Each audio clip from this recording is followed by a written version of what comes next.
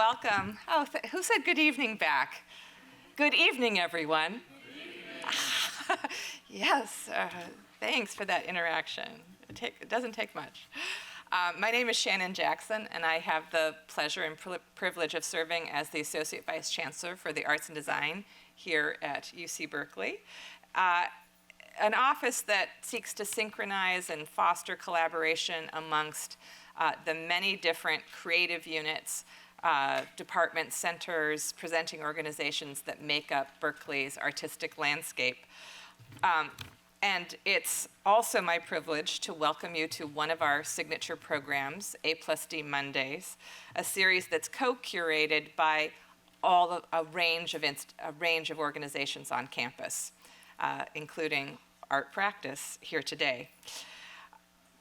On the Monday series throughout, including tonight, last week, and every Monday going forward, we started the series as a way to convene the people and ideas that most compel the Berkeley faculty, that most compel Berkeley faculty who are deeply interested in the arts and culture, in design, the impact of new technologies, and the constant issues around social good.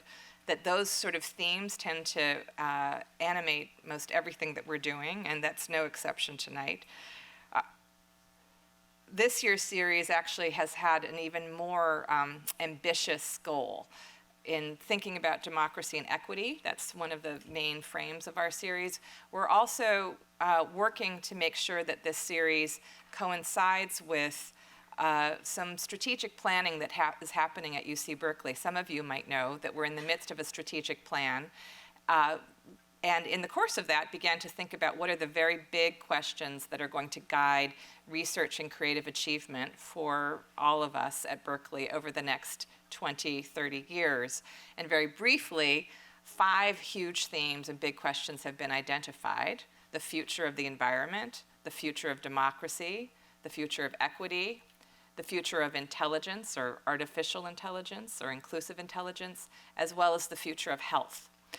So throughout every Monday, you'll find artists and intellectuals and thinkers thinking about connections between creative material and at least one, if not more, of those big questions. Our goal tonight will always be about thinking about the role not just of creativity per se, but of critical creativity, of a kind of creative practice that challenges some of the central questions or reality assumptions about our world. As I start also myself the 5th year here of a 5-year appointment as in my office at Arts and Design, I find myself also recalling how much the creation of this series was as much logistical as it was about ideas and the arts.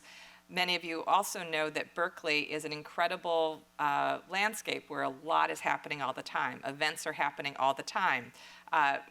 Symposia, lectures, exhibitions, screenings, performances, sometimes timed to conflict with each other. Sometimes you can't always find what you're looking for. Sometimes for new students, or even for not so new students, it can be difficult to figure out what to do and where to go. So I remember about 5 years ago, my colleagues and I wondering what would happen if we created one huge mega series, one where we didn't have to worry whether Art Practice was scheduling against Berkeley Center for New Media or against the School of Journalism. What if we had one series where we could routinely go and know that some really compelling work would be shared? And this series was born and is continually reborn every week thanks to the incredible staff at A+D, Sarah Fullerton, Catherine Wallerstein, Paris Coates, and the incredible staff and faculty of campus organizations around Berkeley. Tonight, I have a privilege of also reminding you of one of the most important contributors and central organizations for this series, the Art Practice Department. Art Practice wonderfully has often been a place where Monday night lectures are part of the culture. And it is such a privilege that they have located that work and those ideas inside of the series. Art practice, as many of you know, has a faculty, has a student body, and a group of alums whose work and ideas populate the Bay Area landscape, and who, as practitioners and as thinkers, are also part of some of the most important national and international conversations one can have about the future of the arts, about the future of arts pedagogy, and about the role of the arts in imagining a future at all, the role of the arts as speculation, as critic, as imagination. So it's my privilege, with huge thanks to Art Practice for being who they are, and to also welcome one of the newest speculators, one of the newest additions to the faculty, someone who is a bracingly original and speculative artist who crosses media and social demographics. She's a committed teacher and colleague who has already, even in her short time here, agreed to coordinate this series and Art Practice's contribution to it, and who works already in everything she does at Berkeley to seek to transform constantly so much of what we do at the institution and creatively. I can't believe how much you've already done here, Kanyata, in your short time. It is my privilege to welcome you, and I hope you can thank her as she introduces our next speaker. Kanyata Hinkle, come on up.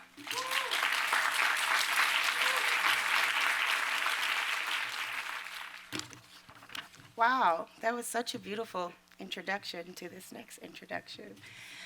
Good evening, everyone. Hi, you made it. Thank you. Thank you for coming. We're so excited. So as Shannon Jackson said, my name is Kenyatta A.C. Hinkle. I'm the assistant professor of painting in the Department of Art Practice. We are so pleased and honored to host Patrick Martinez's lecture, Excavations of Recent History, today for Arts and Design Mondays, a weekly series coordinated by the Office of Berkeley Arts and Design, which is led by Associate Vice Chancellor Shannon Jackson, who you just saw speak. And we are particularly grateful to the A&D office for supporting the staff and space costs of BAMPFA so that we can host our amazing speakers in this beautiful theater. It's really, really generous. Thank you. This event is also being supported by the Department of Art Practice's Wiesenfeld Lecture Series in the Department of African American Studies. Our next event for the Wiesenfeld Lecture Series will be in co-sponsorship with the Berkeley Center for New Media on Monday, September 23rd for the artist Marsha Moran-John from 6:30 to 8 p.m. here at BAMPFA. Now, on to Patrick Martinez. Martinez lives and works in Los Angeles. Born and raised in the San Gabriel Valley, Patrick Martinez's L.A. suburban upbringing and his diverse cultural background, Filipino, Mexican, and Native American, provided him with a unique lens through which he interprets his surroundings. Sorry. Oh my gosh, getting all choked up. Influenced by the hip-hop movement, Martinez cultivated his art practice through graffiti, which later led him to Art Center College of Design, where he earned a BFA with honors in 2005. Through his facility with a wide variety of media, painting, neon, ceramic, and sculpture, Martinez colorfully scrutinizes otherwise everyday realities of suburban and urban life in LA with humor, sensitivity, and wit. Martinez's work has been exhibited domestically and internationally in Los Angeles, San Francisco, Minneapolis, Miami, New York, and the Netherlands. And he is shown in venues including the Vincent Price Art Museum, Biola University, L.A. Louvre, Showroom MAMA, Providence College Galleries, MACLA, the Serb Biennial, the Chinese American Museum, LACMA, and Euphrates Museum of Art. His work has been featured in the LA Times, KPCC, KCRW, Fusion, Art News, Opening Ceremony Art Blog, and Wired. Martinez has works in the collection of the Crocker Art Museum, the Cornell Fine Art Museum, the Pizzuti Collection, and the Museum of Latin American Art. Martinez was recently awarded a Rauschenberg residency, and he currently has work in the Smithsonian's National Portrait Gallery Outwind 2019 American Portraiture Today exhibition. You can check out his work at Southern Exposure, where he is featured in the group show Solidarity, Struggle, Victory, that just opened on September 13th and closes November 9th. Without further ado, please welcome Patrick Martinez.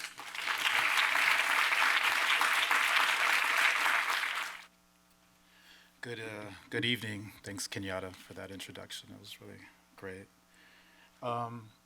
So typically in these presentations, I like to show inspiration, kind of the surroundings that I'm, coming from, the places, the specific materials that I'm looking at, and because kind of like my gaze. So that's kind of where I'm going to start.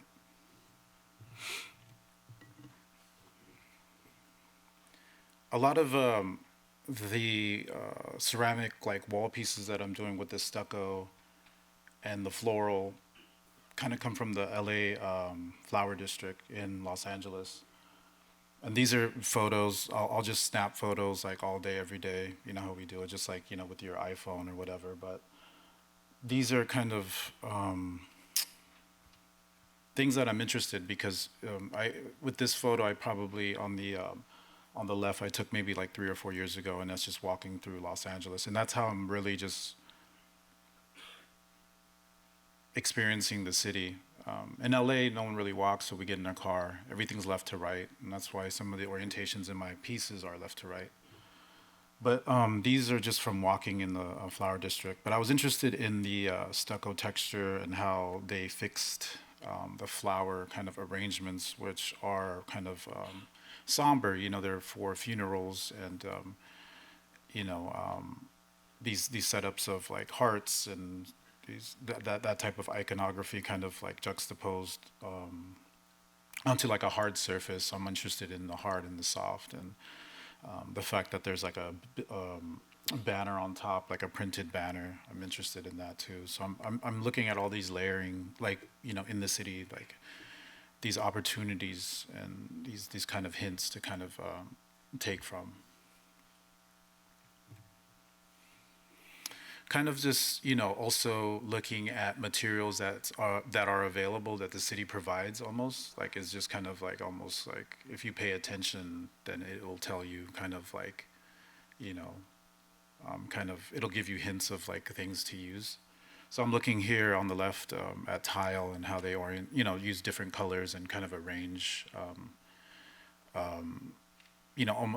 iconography, kind of similar to that other photo you just saw of the flowers made from, or a cross made from flowers. But this is kind of the pieces that I'm creating, the landscapes that I'm creating are based on the changing landscape of Los Angeles also.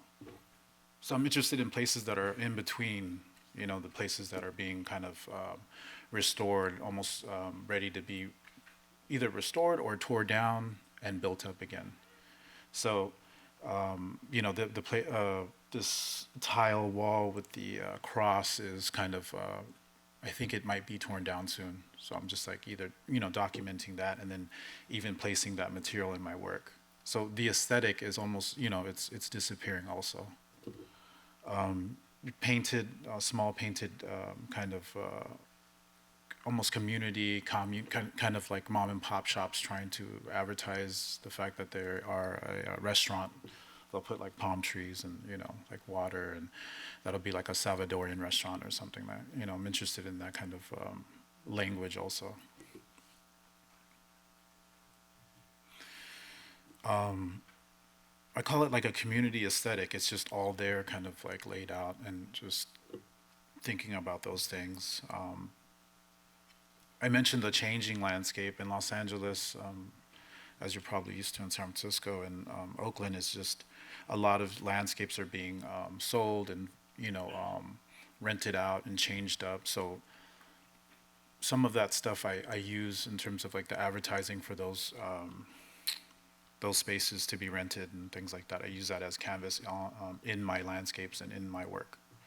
So, for instance, this kind of banner sign I took. Sometimes I'll take things from the landscape, or just the city, cut them down and chop it up and use it in a piece.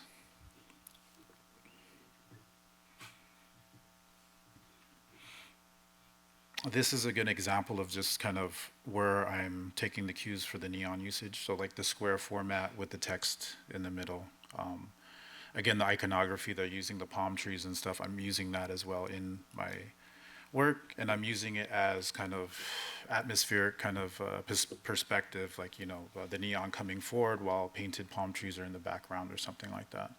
And I look for opportunities to use these things. And I think the first time I saw it was probably a Salvadoran restaurant, but it also, people use the same iconography for Thai food and anything kind of like, kind of exotic, I believe, is kind of what they're doing. So I look at places like this just for like ideas about installation and how light is kind of used in the city.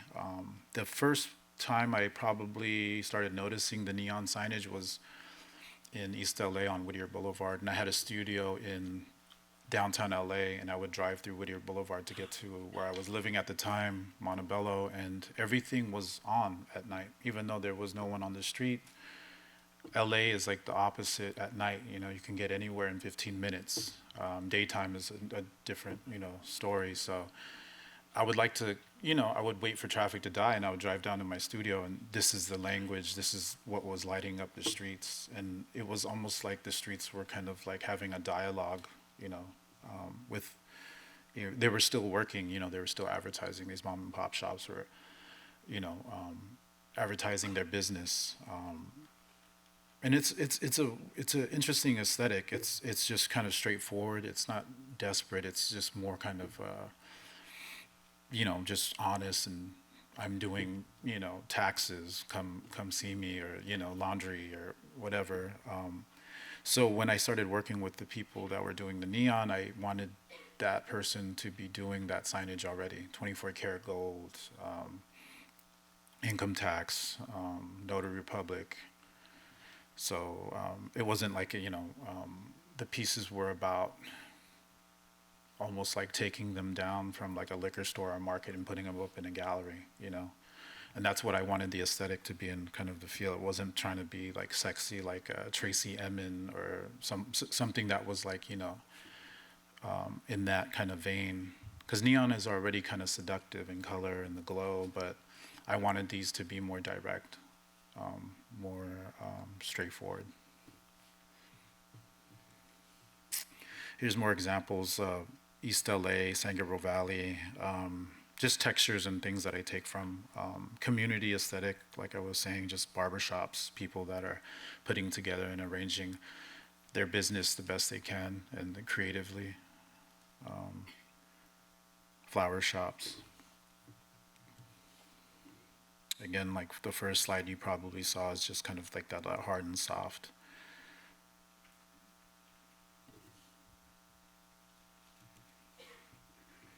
Again, I'm just looking at banner tarps and things like that, people advertising business. When it comes to a smaller business, I'll buy the banner off the business, and they're happy to take the money because they can make another one. But in this one, I like the palm trees on the left side. So I used that in a landscape painting that I did, or landscape piece.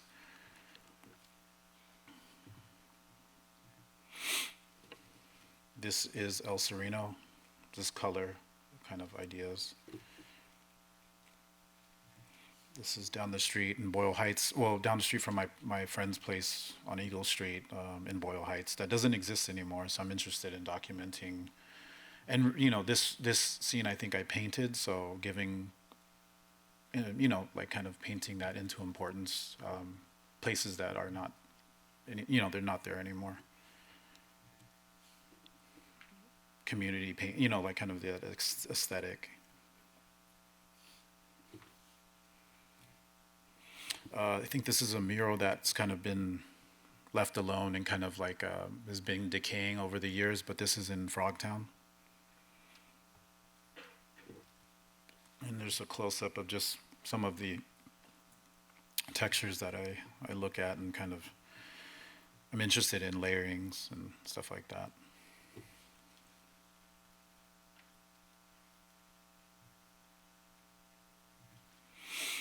In Los Angeles, there's homes that pop up, in neighborhoods with like fences, and I was always interested in them because they look kind of like, I think, house flippers would put these fences in front of their home and just kind of like, run up the price on the home. But, they've been dubbed as gentrification fences in Los Angeles. And I've always kind of looked at them like with all these this talk about like walls and barriers and things like that, and the idea of like neighbors being neighbors, and you should know your neighbor and kind of like interact with your community, this is kind of the opposite idea of that. So sometimes I'll use this kind of format or this texture or kind of layout in some of the work.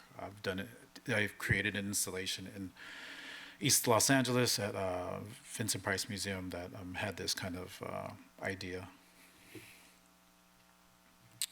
So the first slide that I showed you was this kind of a heart kind of funeral arrangement. This is kind of the outcome of that photo. Is just like the ceramic flowers that I make kind of adhered to a panel that's painted with stucco. So I'm thinking about materials that people are building with, that people are, like someone that is making, like hard labor is just, painting with this stuff, or like, patching things up, painting over a business that can't match the color of pink, spraying over graffiti. Like Kenyatta said in the intro, I do come from graffiti, so I understand that idea and how people are trying to get that up, and then how also people are trying to take that away as a business owner and stuff. Like how they would try to take that off of their wall. So I use it like as the graffiti like buff, I'll use as like a reduction method, almost like paint being dissolved with water or oil paint being dissolved with mineral spirits. But that actually happens on the surface of the panel, or sometimes it just, happens afterwards. I'll paint it out. And then I think the third or fourth slide I showed you, that banner tarp. This is kind of the usage of it. I'm stretching it like canvas on panel and painting on top, stripping things away, cutting into it. And this is about the changing landscape. I think this piece is called Landscape Release. So especially the things that I'm painting, they all kind of are native. Like the bougainvillea is something that you see in neighborhoods, suburban neighborhoods, and different parts in the city. This bougainvillea would always like be so. For me, it was just everywhere. There would be like this, kind of decayed wall, and this kind of bush of bougainvillea just sweeping in front of it. And sometimes it's so brilliant in terms of color that it just pops, behind that like beige wall. So I was always interested in those things. And then, like I showed you with the palm trees, the neons, like Thai food, Salvadorian food, but even like Corona bar kind of tropical neons. These are the things I'm looking at to build landscapes with the neon, and then just kind of using that as kind of the starting point. The top left of this is from banner tarps that I kind of source in Los Angeles, and I'll take bits and pieces and strip some of it and collage it onto the surface. And the tile comes from different parts of LA. This white tile is referenced from the 110 freeway, and then also the 10 freeway, underneath the kind of tunnels. So these are things that I see around Los Angeles that I add in terms of like a different material, different point of view, kind of adding that to the mix. And the flowers are adhered to the surface, and those come from street memorials, different places that you drive around. In Los Angeles, you'll just see like random things on corners and things like that, of maybe someone that was hit by a car or shot or whatever. You see these kind of like makeshift memorials, and that's kind of the inspiration for the sporadic kind of ceramic roses on the surface, indicating trauma or just, hurt. So that's kind of where those are coming from. Yeah, so I use a lot of, I'm going to Home Depot, or just kind of like getting friends paint, like, people that are like trying to get rid of their paint, paint buckets, house paint, and I'm mixing. I'm just kind of going on the whim and just, I'll go to the OOP section of Home Depot and just grab like a bunch of like color that is available because someone didn't want it, and I'll use that in the layering of these pieces. If I don't like the color, I'll mix it out to be like a gray, green, or whatever to the pink or something, and then use that. But it's a process with the layering, and that's how I go about doing it. It's not like I purchase every color and I think about, oh, I need a blue, I need a yellow. It's just kind of what I end up with.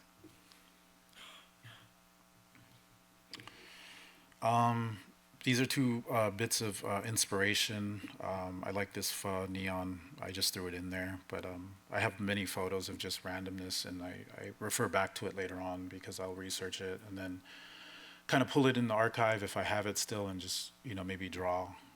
They all kind of like start out as photos, but then I go to my piece of paper and a pen, and I'll just start drawing.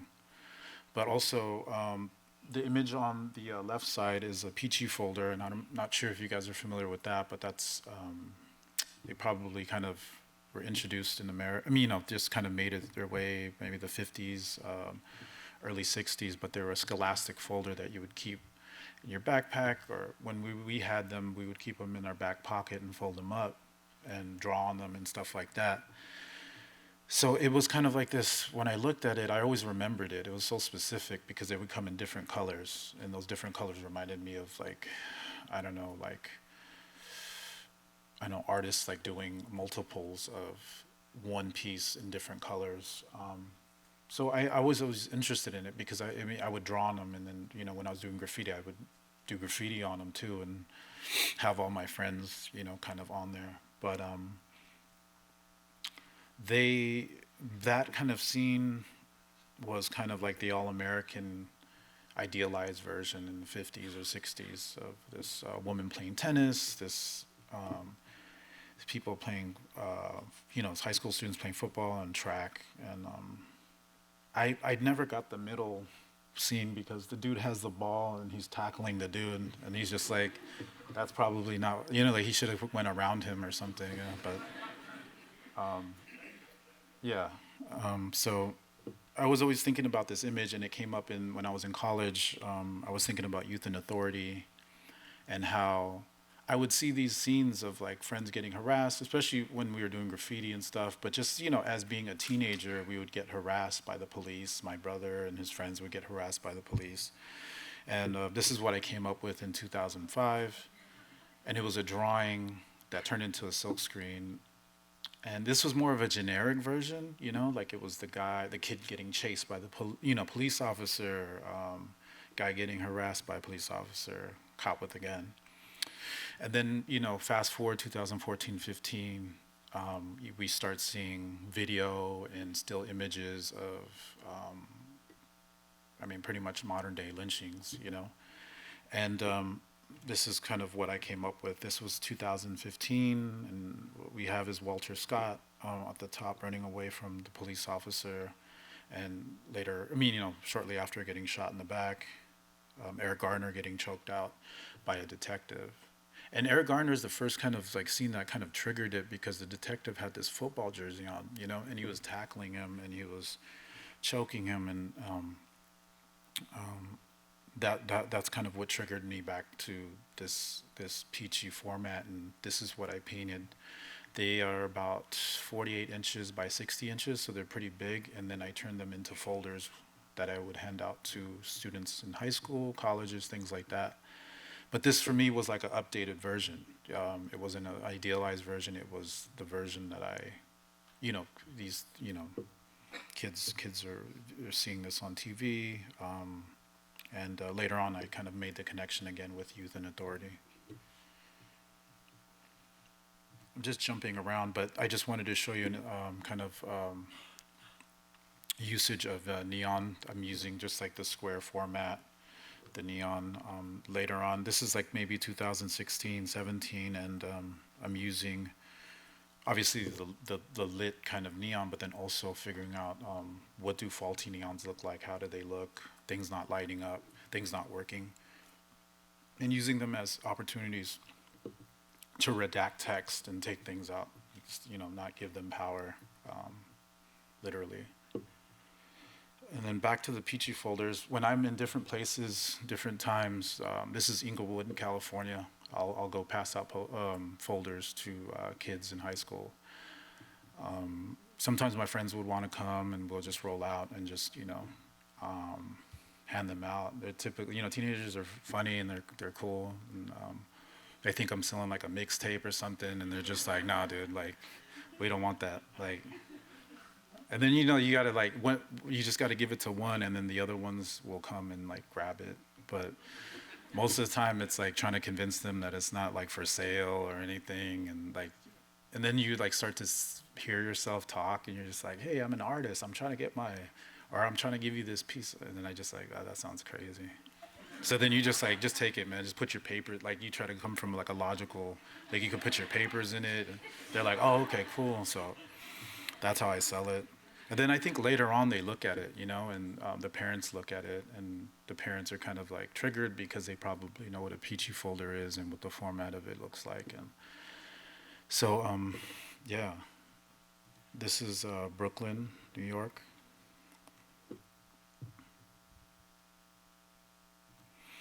That's Florida, Orlando. And I'll just have like, I'll probably do like 1,200 at a time. And they're pretty, I got to do a run soon, but I think the next one I'm doing is the University of North Dakota. And then I do them in different colors. These are like colors that never existed at the Peachy folder. It's almost like a misprint. And then I did one for UCLA. They saw the yellow posters or the yellow folders, and they wanted to do something for the 25-year anniversary of the uprising in Los Angeles. So I already had a painting based on it, So I just switched the colors up to UCLA colors, and then we created one that, had information about the uprising and the inside flaps, and we gave them out to students during that time. Some UCLA students.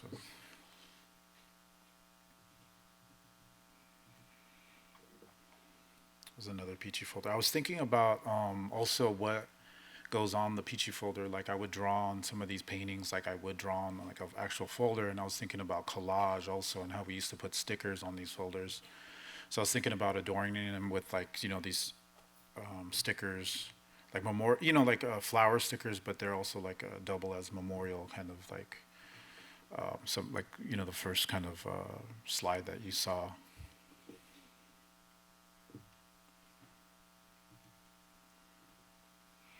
It's an Occidental College.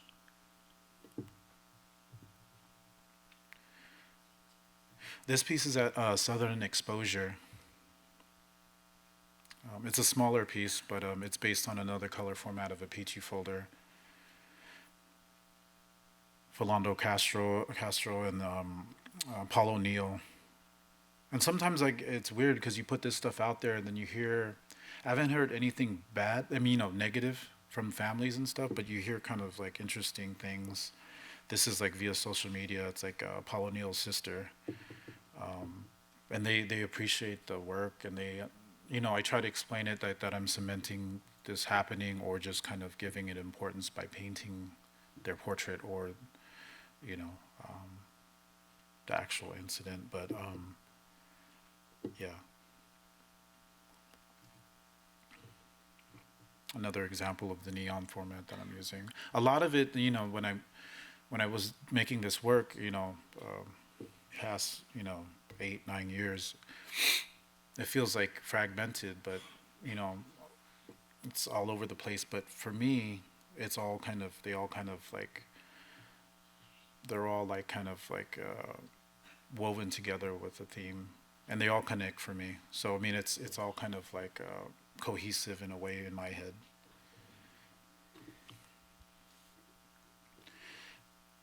So excavation and kind of like usage of like paint layers and bringing them back and like spraying back layers. I do that using techniques that graffiti removal people will use, and that's painting graffiti out, but then also using pressure washers and things like that. So that's kind of an example of what I do, and outside of my studio.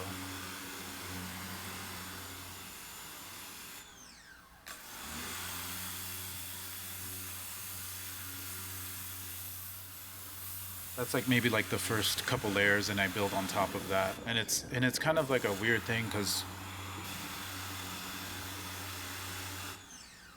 I'll create textures, but then recently I've been painting portraits and landscapes, and then I'll paint them all the way out and then bring them back. So it's kind of like a little nerve-wracking, not knowing, but it's part of the process of everything. And when it's sunny outside, I use it, because it's been, the summer has been crazy in LA. So the sun will kiss the paint, it'll cure it a little bit, and then it likes to peel off at a certain point, when you shoot it.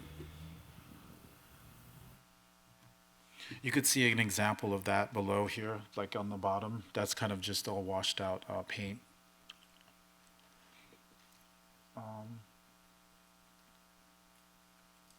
And then the tile at the bottom, ceramic roses, and then security bars is kind of like depending on the neighborhood in Los Angeles, whether it's a suburban neighborhood or kind of like a business, you're gonna get security bars. And on the west side of Los Angeles, not so much, and I'm looking at it like a sculptural element, things that are protruding from the painting. I started with the neon and things, layering that neon sculpture with other sculptural elements is something that I'm into. Things that the city provides, and kind of like, cues, things that, it kind of just wants me to use. This piece is also at a Southern Exposure. And it's neon, and it's direct, and I wanted it to, like I said, it's just something I want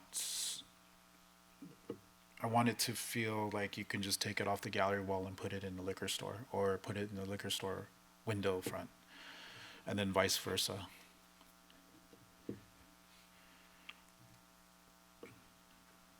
Some landscape studies, using different tile, graffiti removal on tile, what that looks like, multiple colors being used, washing it out with spirits like, paint thinner, things like that, rubbing them, into the material. And a lot of these, for me, these landscapes are 4 to 5 different places at once, all combined, So this one's kind of influenced from like 4 places in Chinatown in Los Angeles.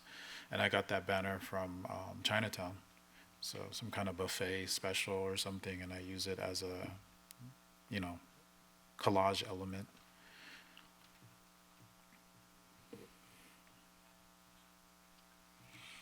Again, back to the neon, just kind of like thinking about things that are flickering on and off in neons, not giving certain lines of text power, redacting text, things like that. I just recently was doing this maybe 2 years ago. This is typically how I started in 2008, I believe. That was 11 years ago. And these are based on food signage in Los Angeles and the melting pot in LA, and for that matter, America. So I'm from a mixed background, so I'm thinking about that. I'm thinking about my parents' narrative and how those things come together, and what that looks like with food, and just people kind of coming together, and what that sounds like, what that looks like.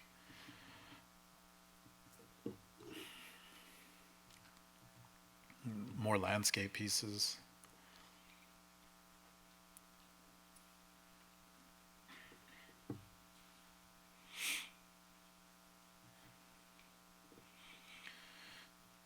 So I compose these neons, in the format, it's typically 30 by 36, but in the end game, I like to arrange them in a collage, almost like so if I get the opportunity, I'll do a collage of neon, and what that looks like is something like that. And this is kind of how I view it, or how I imagine seeing it for the first time, is like this staggered, like the east of Los Angeles, these neons in storefronts, advertising bill pay, like, oh, you could pay your bill here, checks cash, like, and we're talking about top to bottom neon, you know, like the whole wall, like windows are full of it. So, and then sometimes they'll stagger them on the very top, and sometimes that rhythm would be something I'm interested in, and how that looks, and I try to translate it into the way I present this work, this body of work.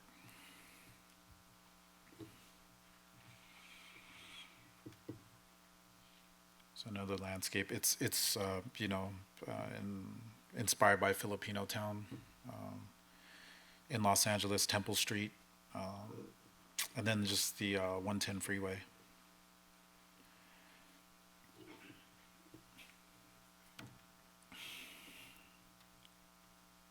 This is Fallen Empire. I think I found like the banner tarp down the street from my house at like some automotive, like kind of a muffler spot. And it was kind of like, use it as, kind of guides me in terms of like color selection and where I'm kind of heading with the piece. Sometimes these pieces kind of figure themselves out quickly, and sometimes they take a long time to just kind of reveal themselves to me, and what they're about kind of comes out slowly and gradually. It's ceramic work.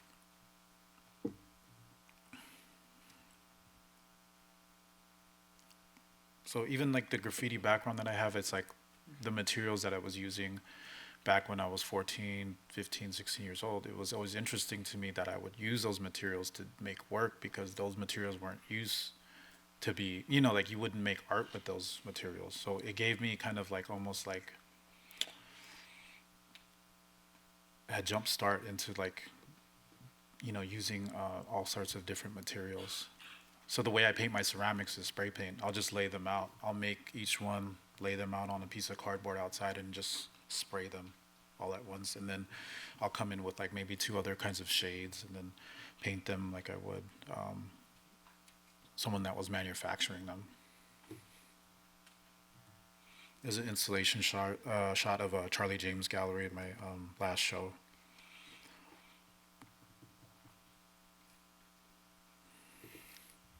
Here's an Alice Walker quote.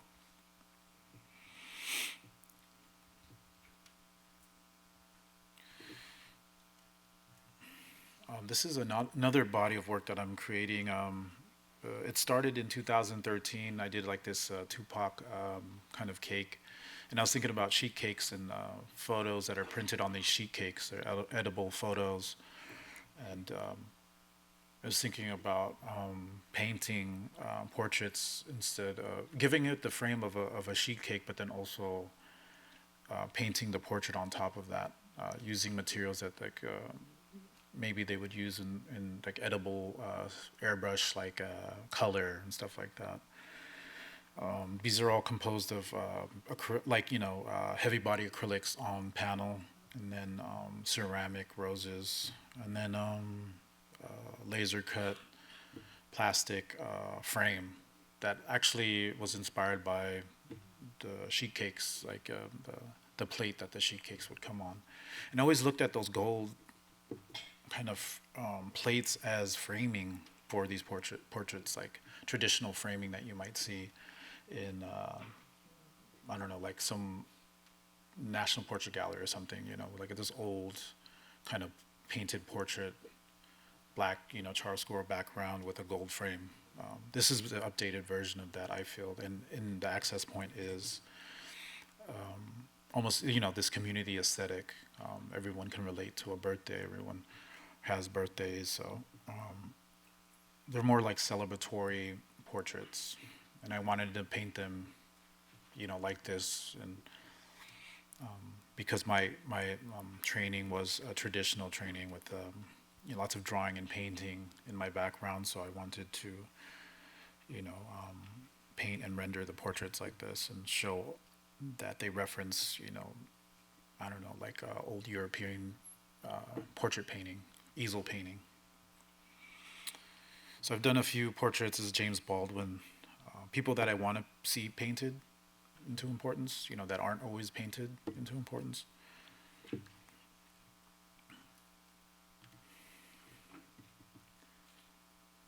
Cesar Chavez, Malcolm X. This is the last one that I did, but I finished it maybe a month and a half ago. It was Nipsey Hussle.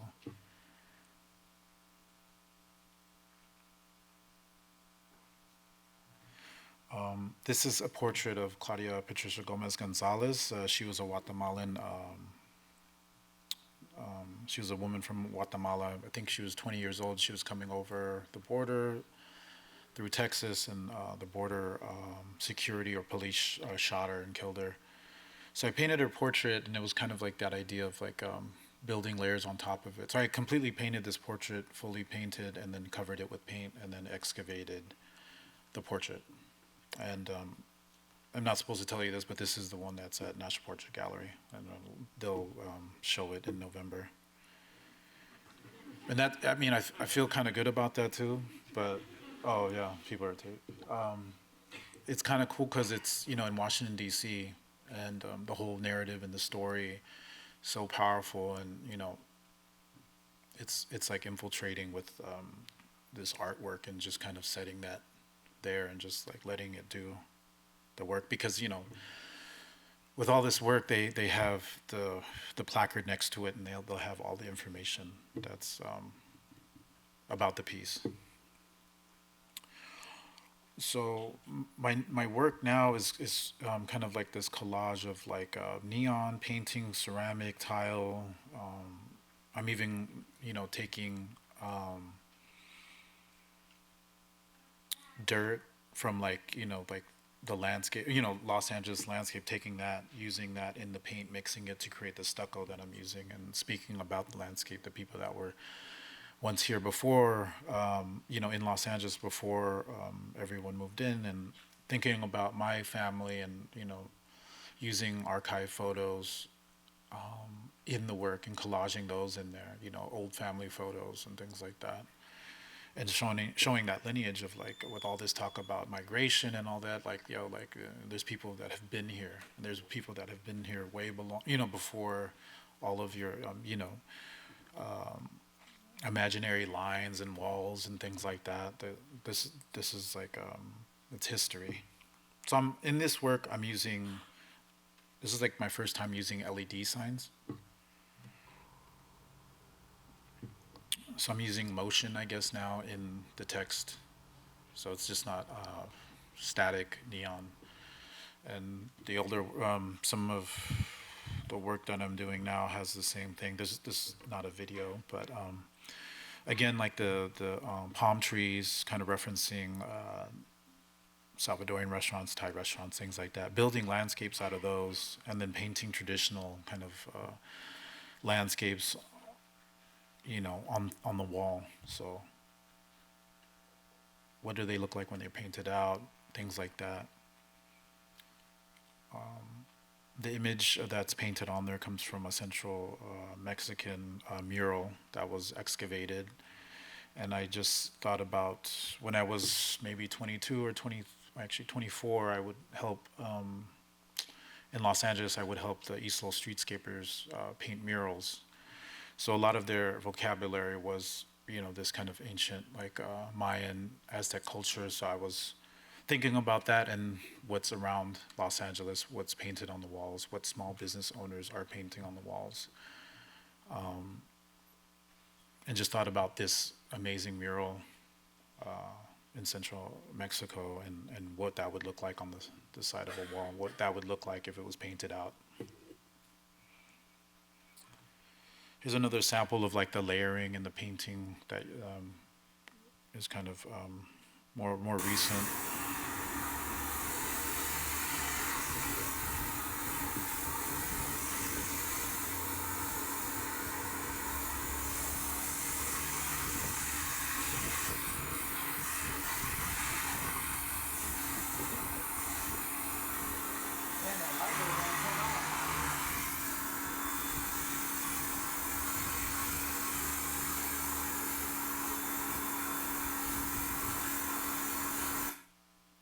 then this is the result after layers and like different.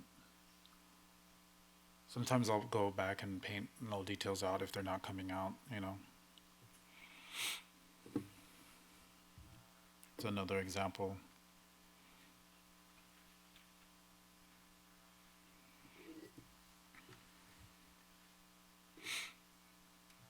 Thought this photo was cool, so I posted it. And then you could check the scale of the neons. This is a 30 by 36 piece. The lyric, or the language comes from Tupac, poet.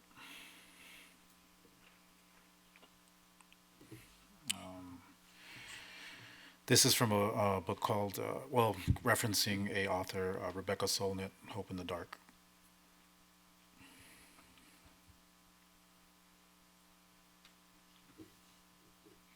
And that's all I got.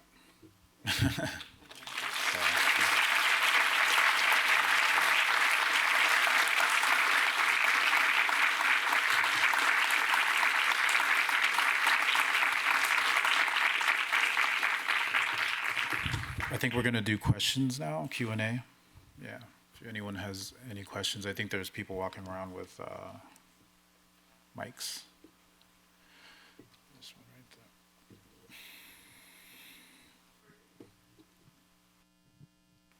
Thanks. I was wondering, I saw there was pictures like of, I'm guessing you were in a classroom with some of the students. Yeah. And I was just wondering like what kind of conversations you had in the classrooms with the kids. Well, I mean, typically it's me presenting my work, something like this, but it's just more kind of like streamlined, I guess. And we try to relate it to the projects they're working on. And I just, in that case, in these cases, I'm just kind of telling them about the body of work and then giving them a print. The reaction is more just thank you, and we do kind of on the surface kind of have a conversation about youth and authority.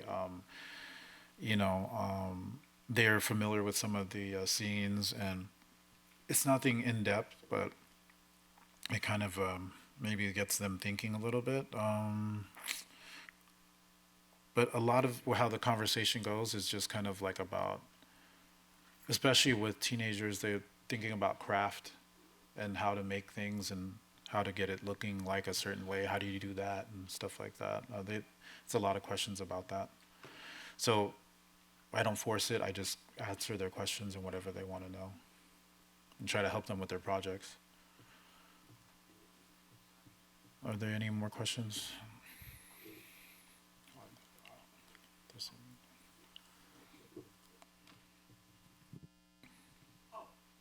Oh, I think there's someone up there first, and then. What has been like your journey to become an artist? Like, I know you said you started doing graffiti on the walls, so how you got from there to here? It's been kind of like an organic kind of growth. I mean, I don't really know if I mean, it was definitely not planned, you know, it's just one of those things where you were just building. I knew that it was important to me for me to do it. The act of doing it was important to me, and then it was something that I knew that I wanted to do from a very young age. So I started probably drawing ever since I could remember. And then, the first kind of paint I picked up was spray paint. And then I started painting on canvas. I was always drawing, on the side. And I went to art center, and it was more challenging technique. There was some kind of like content stuff there. So I was challenging that, putting that through the kind of like practicing that in the work.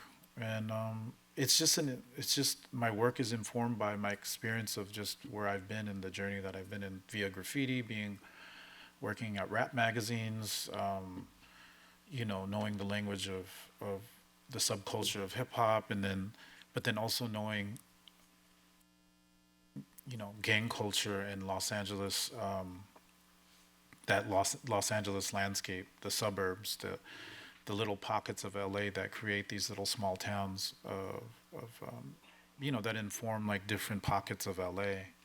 They're real different. Like in the neon that I'm using too is like there's opportunities for the language to change, so I'm using Spanish, Chinese, and these reflect the communities of Los Angeles, Monterey Park, Alhambra, so it's just been gradual, and I really didn't, it's just been organic, and maybe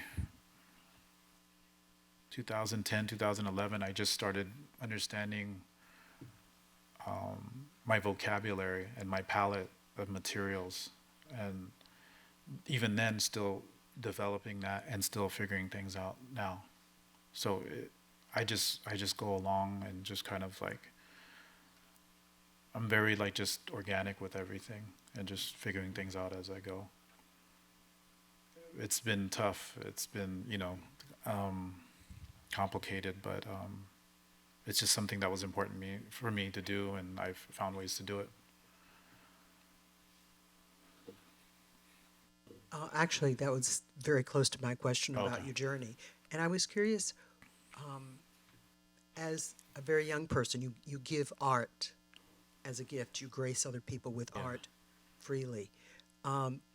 What's the first piece of art that you remember someone giving you, either gifting you, you see it with your eyes, or they handed it to you, and you said, this is, it becomes something that you define it as art,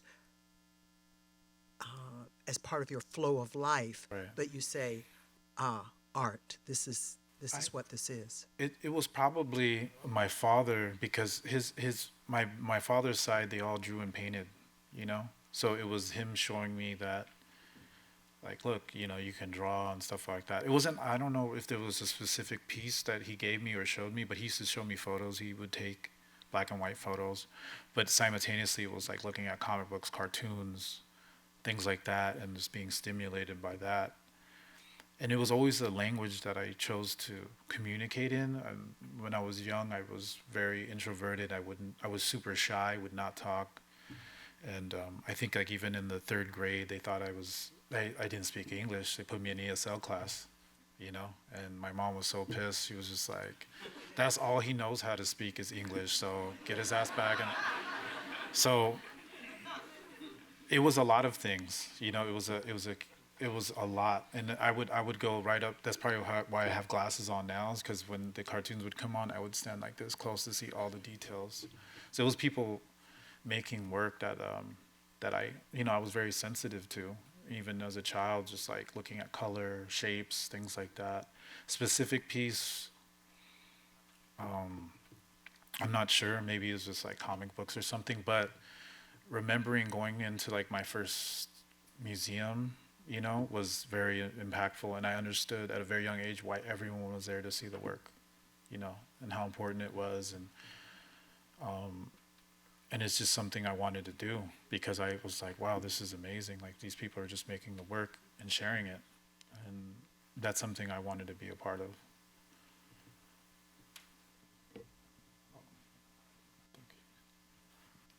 There's 2 over here.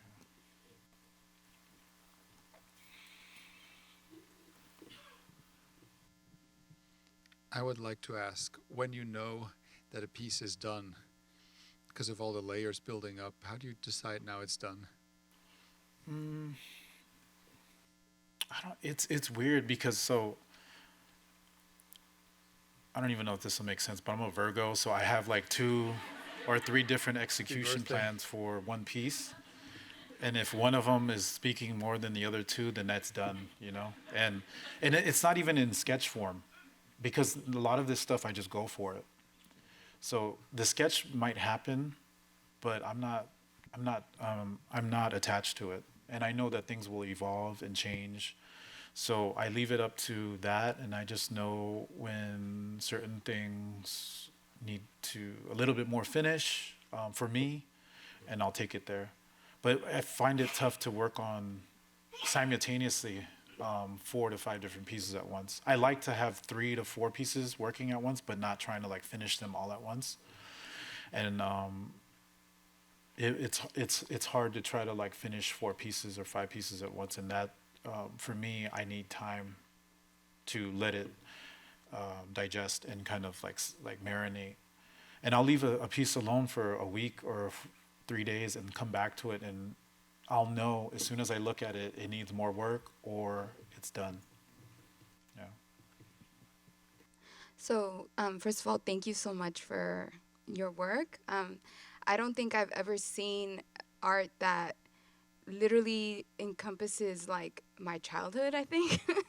Which is wild. Like Yeah. when I see like your pieces, it's like it's my block, you know, like Yeah. Hoover. I grew up in South Central, Oh, like okay. in Yeah. 52nd. So it's like Hoover, and then it's like my dad's business in East Los, and then I went to school on the West Side. Right. I went to school in Venice, and it's just like, yeah, you know, I would see, like, I would ride the bus from like South Central to Venice and Right. like just see that landscape Yeah. change, Right. you know, and Yeah. so it's just to me, it's just like that's like me, you know. Yeah. So thank you so much Yeah. for putting all that together, and I think it's something that you can't quite put it into words, and like you only know it when you see it. You know, it's like that's life. Like that was life for somebody. That is life for people right now. But I think when I see it, I definitely see like the 90s, like maybe early 2000s. Right. And like I see that aesthetic because I do think it's an aesthetic. Yeah. It's not as present anymore, right? Right. Like I go back to, you know, Hoover, and it's just like it looks so different. Yeah. There's still remnants of it, Sure. but Yeah. it's not the same anymore. And the other thing is like I think it also really describes an economic moment, Oh, yeah. right, in Los Yeah. Angeles, and like dilapidated housing, Economic violence. all yeah, that. economic violence, street violence, drugs, right, like outside of my house, Yeah. and how it's not okay, right, like for people to live like that. But it's also interesting because, you know, you live in it and you kind of embrace it and you're like, this is who I am. Yeah. And so, right, like now we're sort of like, you know, we deserve better living conditions, we deserve living wages, Right. all those things, but not at the exchange of like people stealing our culture or us Right. losing our Right. neighborhoods. So Right. I think there's a conversation there, and Yeah. I really, really appreciate it. So thank you so much. Appreciate it. Yeah. Thank you.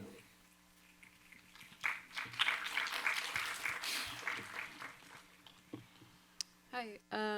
I also wanted to say thank you for giving this talk and sharing with us your process of working. And I didn't grow up in LA, but I grew up in SoCal, and Yeah. these visuals are very similar to what I saw growing up as well. And your art is very centered around community.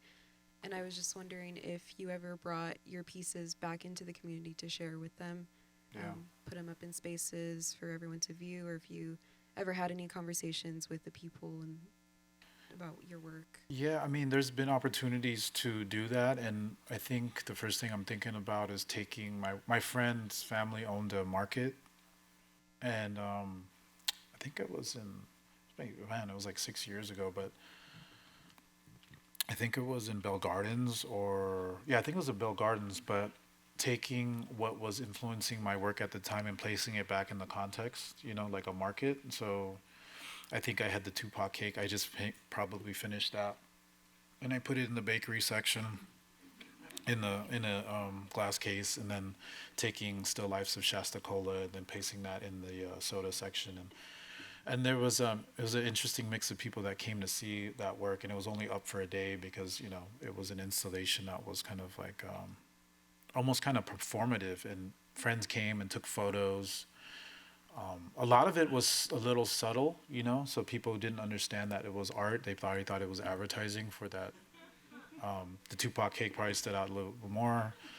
So there was different reactions, and I like to do stuff like that when there's an opportunity to do it. And I would probably do it more than just like a public art piece, you know, like a mural or something like that. I want it to be more interactive than just something on the wall, because it's, you know, it's complicated, but hopefully I could do more of that. But I've done storefronts, you know, where I'll rent out a storefront and put up signs or something like that, because that's where they live. Those neons come from that, so I want to put them back in that context when I can. And it's weird when curators see my work or they want to use it, they typically put it in the window or where people can see it, and it makes total sense, and I forget about that, you know, sometimes. And yeah, so I want to do more. Yeah, but I have done stuff like that. Are there any other questions? Oh, Is this on? Oh, it's on. yeah. I just wanted to say, I think that I was from LA as well. Yeah. And your work definitely gave me a second look at my environment, because it's like stuff I've seen. It's like ordinary stuff, but then it's you see something in it, so there's something of value in. Yeah, Just the trying way to you give it translate importance. Yeah, the aesthetic is discounted. It's looked at as cheap or whatever, and Right. I want to give it another frame and give it Uh, importance. Yeah. I appreciate that. I just want to say that, but I also was wondering when you I cook professionally, but I was wondering what your process is like when you get stuck. Oh. What do wow. you do when you get stuck? I don't know. I just I'm in a. It's very auto. It's like I was telling someone this earlier. It's a very very autotelic for me. It's like almost like being used as a someone to just make the work, and it just happens. And even if it doesn't happen, it'll happen later. Like I've worked on pieces where I just don't understand what's going on with it. I'll put it away and pick something up that's smaller, and move in that direction and try to make something from that. And it's it's a process, and I don't ever get hindered by that. Like not that I'm trying to brag or anything. It's just I don't let that get me down per se. I just keep on continuing to try to be in the studio. Yeah, and then just like typically when I have an idea, if I don't have paper and pen or pencil and paper, or I just jot ideas down on my cell phone, real detailed, like this size, this color, it's referencing this painting that you know what I mean, and I'll look at those notes and they'll spark ideas, or sometimes I'll throw rocks at them and they just kind of fall apart, and it turns into something else. So it's just when I have an idea or something that sparks in my head, I try to get it down on some type of notepad or sketch or in my cell phone, because it's something I refer to all the time.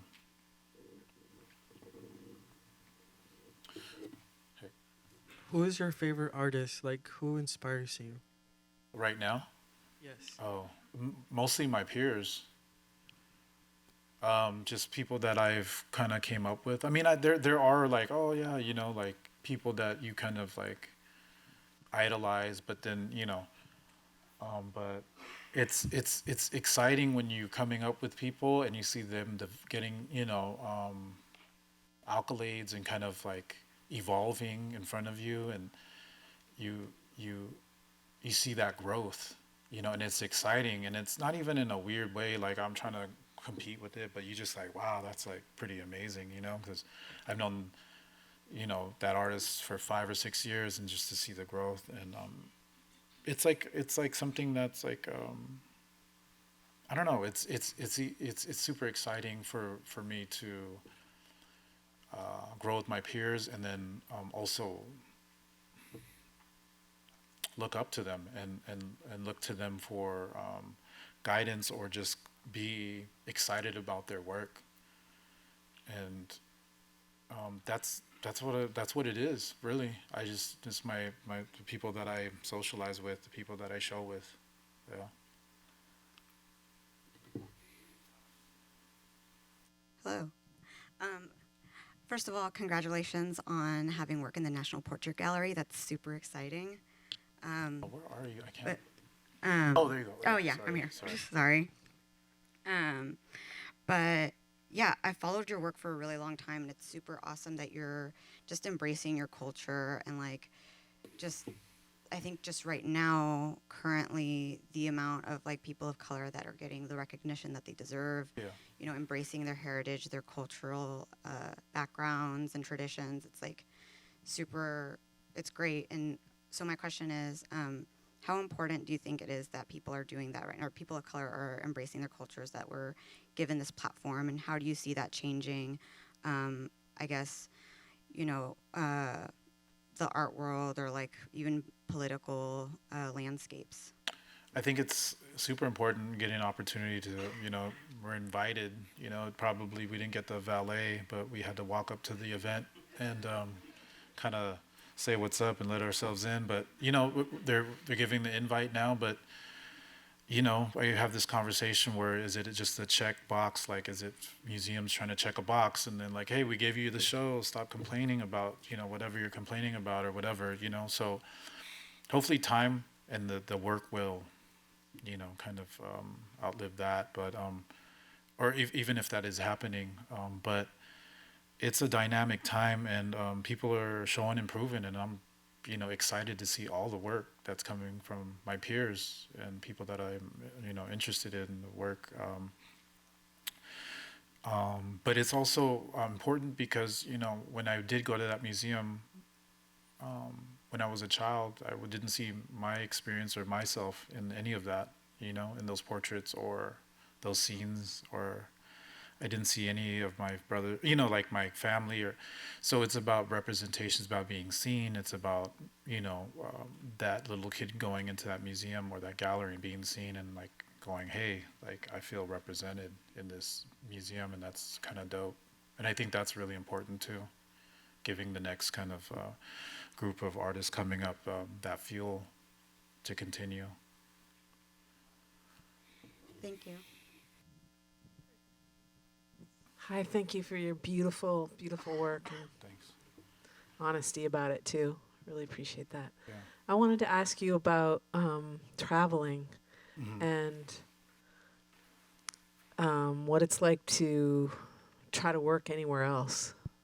Oh, like if I want to work anywhere else? Or, Yeah.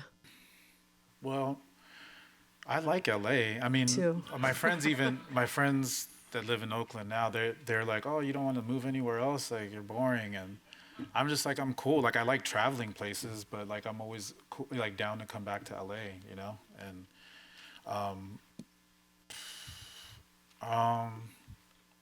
yeah, visiting is all right. And I'm getting to travel more and more, even though like my work has probably traveled more than I have, but I'm slowly catching up to that. So it's exciting, but like I'm doing residencies, like I'll do the Robert Rauschenberg residency next year, so that'll be 5 weeks, and that's not in LA.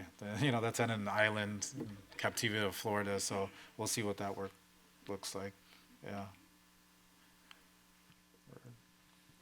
Hi, I just want to say thank you for your presentation. I really enjoyed it. I like also working in collage format sometimes. Yeah. And I wanted to know, what is it about that you gravitate to? Is it about the aesthetic, or about the process of making it, or the layering of your ideas, thoughts, messages? Yeah, I think it's the layering, and then also just how things are composed on the street. Things are collaged and layered, whether they're not all like paper collage, it's layering and collage with neon and the banner tarps and the stucco and stuff like that. And it's about bringing like 4 to 5 different places into one kind of collage. But then also I'm thinking about like maybe my background and my mother being, from a certain place, and my dad being from a certain place, and those things being collaged and brought together, So it's a lot of things. And I'm interested in mixing things that aren't supposed to maybe be together. The neon isn't supposed to be, I'm not supposed to be painting next to, get electrocuted or something like with the transformer painting on it, but I don't know.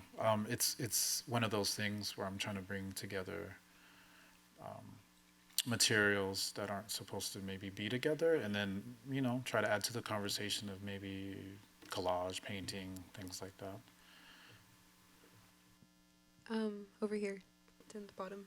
Oh, hi. Bottom. Okay. I'm wondering, as an artist of color, what advice you have for other artists of color, since you've made it into these gallery spaces, for other people that are trying to do the same, and obstacles and overcoming. It's tough. Those. Like I don't know what advice. Like I don't know. Like I don't have it all figured out. I'm still learning myself. And I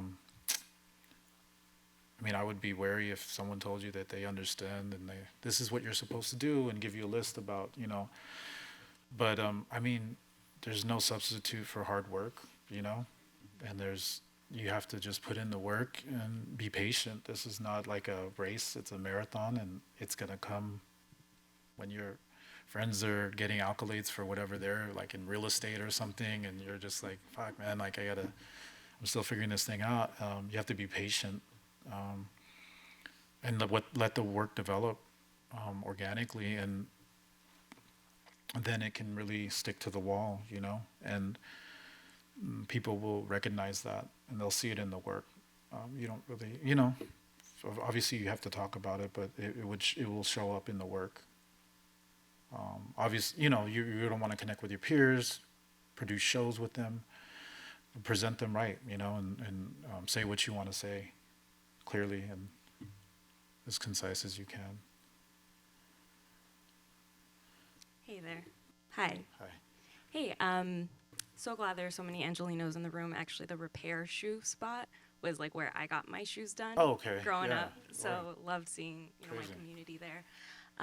Also, like that question, I think, connecting it, I wanted to ask you a little bit more also about like mentorship, since so many, I think of my brothers who are both artists and who do forms of art that I don't think are really recognized in the art community as forms of art. Yeah. And so I'm just wondering if you can speak to a little bit about your experience with that, or if there were Like- mentors. Mhm. Like mentoring younger artists. Yeah, or like also if you can speak to like the mentors in your life and like the different Oh, right. shapes. I know your dad was one, or Yeah, folks my not in the dad artist definitely community. was one. I mean, he didn't say, hey, like this is the way you produce art. He just gave me materials, like here's paper, pen. Like he didn't have to do that, you know. And then later on, I was lucky enough, because I was already maybe 14, 15 doing graffiti, to have a teacher that was maybe 8 years older than me, 9 years older than me, and he was doing graffiti, and he was like, oh, this is dope, and giving me that push, you know, and understanding me. And not that he was sitting next to me every day, like kind of like drawing and stuff, but he gave me that language. He put a couple books in my face and said, you know, look at this stuff. And so that gave me, you know, jump starts. Like I was kind of ahead of the curve, maybe. Like I didn't know it then, but just figures like that would pop in and pop out. And that's what I try to do. You know, I'm not trying to get some kid to like, or, you know, people hit me up and I'll let them come to the studio, and I have younger guys that are going to Art Center, there's other artists that are going to Art Center or different schools, and I look at their work and just tell them like, you know, this is great, or like, oh, you know, like talk about like their strengths, and but I'm, you know, they want, oh, well, you know, I want to come to your studio and work with you and you show me how you do things. I'm like, well, I could hire you, but I want you to like, you know, be developing your own work. And that's important too, because, you know, I don't want them to be working with me too long and, you know, forget about what they wanted to do. So I think about it like that. I try to pop in and pop out, not be too preachy, and just kind of go with like, wow, this is really working, this looks great, or whatever materials that they might be using, maybe like suggest like other, it's a lot of craft questions too, you know, and how, you know, what they're developing, where it can go, things like that, content, we're talking about content and ideas. I have people like that in my life, and I try to give them what I received, and I thought it was pretty good advice, and just kind of pop in and pop out. That's my experience.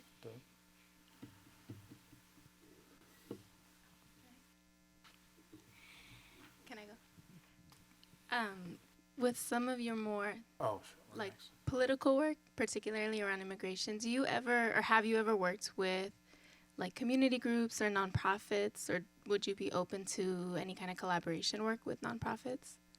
Yeah, I mean, I have like kind of worked with a community kind of, you know, if it's too organized, then it's like, you know, you have to like figure out like the middle ground for that, because there might be too many cooks in the kitchen, and then like the you know, the message gets skewed, and I never wanted it to be just like something where it was like a paid for advertisement or something like that.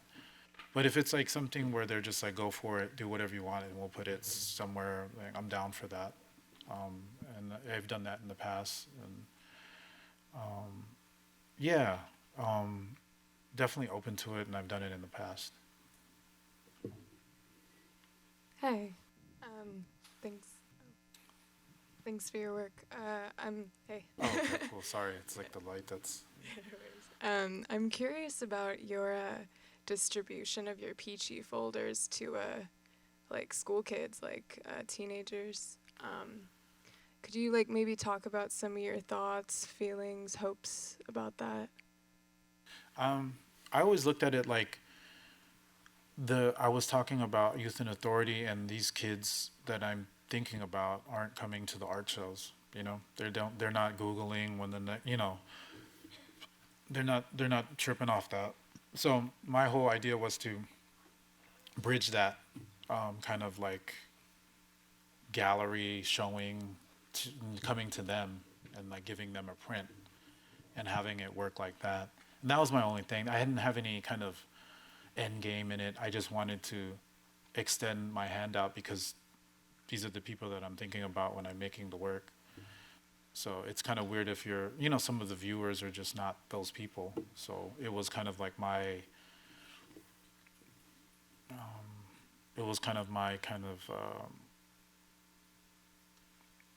way of getting to them and bridging them, those two worlds. But yeah, there was no end game. It's just kind of like getting them to work and then having them kind of like marinate on it and think about it. Hey, Patrick. I'm right up here. Okay, cool. So I discovered your work through Instagram years ago, and have been following ever since. I'm from the Bay Area and have spent limited time in Los Angeles, but your medium, your message and aesthetic has always resonated with me. So I wanted to ask, being that I'm sure you have a extensive reach, an audience that spans much further than the Bay Area, all across the world. Right. When you create your art, you kind of answered this a bit, but do you have an audience in mind, or do you always have, is everything that you create based on something that you want to see yourself, or do you think of an audience like an LA-based group audience, or does that really affect your work? No, audience, no. I mean, the reason why I started making art was just like literally like for myself, and then like to actually physically see it made in front of me, like something that wasn't there, and then I made something and it's there now that I thought about, was always like kind of like magical to me. So first it's that, and then it's just kind of like what I want to see exist and take up space, what I want, to say and have it physically affect a room, with light, and the light's contaminating the whole room, or the painting is just, hanging next to some other painting, but it's, getting all these questions.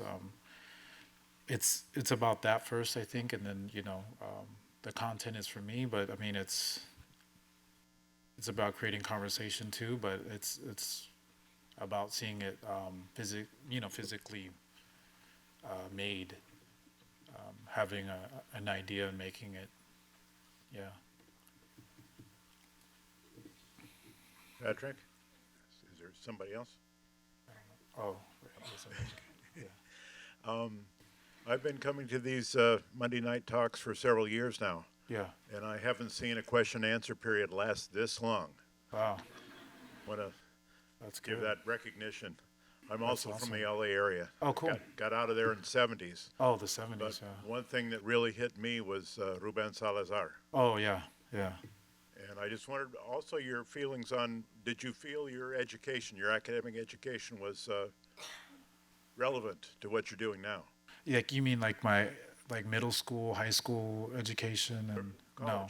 I mean, the stuff that I was learning was a joke, like our high school was a joke. I mean, thank God it had an art program, That's another thing that saved. Something we don't have now, no. Yeah, no. I mean, and that gave me a springboard, into materials and stuff like that. And I had to research all this stuff, growing up, and they were just, it was a joke. History class was a joke, humanities, all that stuff. So it was just stuff that you would, truths kind of revealed, and then you're like so moved by them that you have to make work about them, because it's, like even Ruben Salazar, it's just, I painted him in one of the Peachy Folders paintings because that had to do with police brutality and murder, So, and these are the things that I picture you know, kids learning in school, you know. So putting them on the Peachy folder is something that I wanted to do. Ruben Salazar's portrait, or whoever, you know, Rodney King, all these ideas. Yeah. I came across an old peachy folder of mine recently. Oh, what color was it? It was the original yellow. Yellow, like yeah. You started out with the first image you showed. Nice. Exact reproduction of that. Nice. Very cool.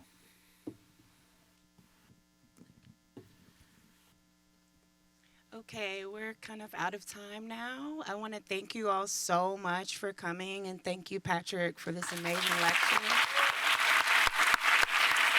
Good night, everybody.